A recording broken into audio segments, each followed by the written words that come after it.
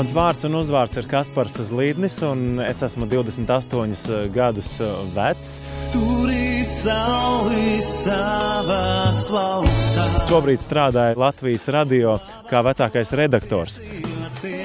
Tāpat es darbojos arī Latvijas ielu vingrošanas sporta biedrībā, un es esmu ieguvis arī izglītību kā sabiedrisko attiecību speciālists un žurnālists. Līdz ar to varētu teikt, ka savā neilgajā mūžā esmu paguvis uzzināt, ieraudzīt ļoti daudzas jomas un satikt ļoti daudzus cilvēkus.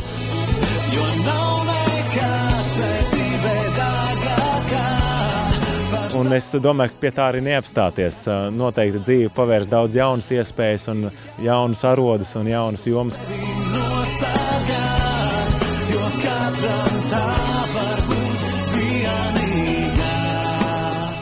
Jebkura lieta, kuru mēs dzīvē darām, protams, bagātina mūs iekšēji un veido ne tikai teorētisko bāzi, bet arī praktisko bāzi.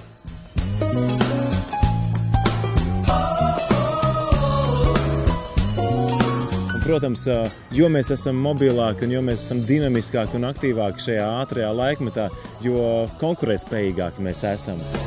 Pieskaries, ja tev šķiet, ka vairs nejūti.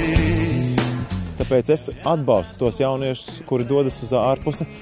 Viņi iepazīst jaunus cilvēkus, satiek jaunas iespējas, pierāda sevi tur.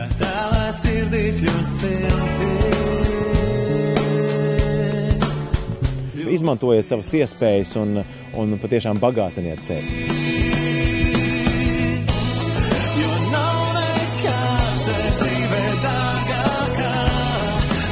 Izaicinājums ir nākamais jēdziens, par kuru es gribētu parunāt, jo skaidrs, ka mēs varam runāt par tādiem augstiem cēliem mērķiem.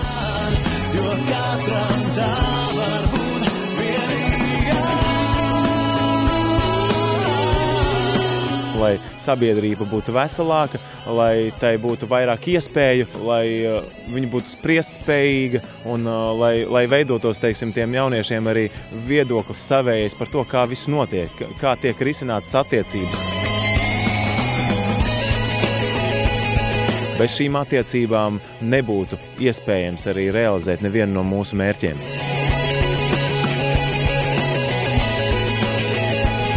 Jo katrā jomā, lai arī viņa šķietami jau ir izsmelta, tu pats vari ielikt savu dvēseli un vari pats atrast to un parādīt jaunā gaismā.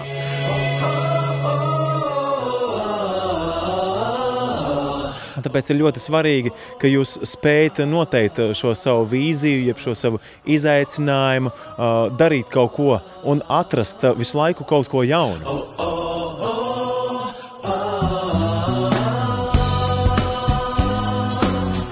Tāpēc ir svarīga tātad šī vīzija un šī misijas apziņa jebkurā lietā, kur jūs darāt.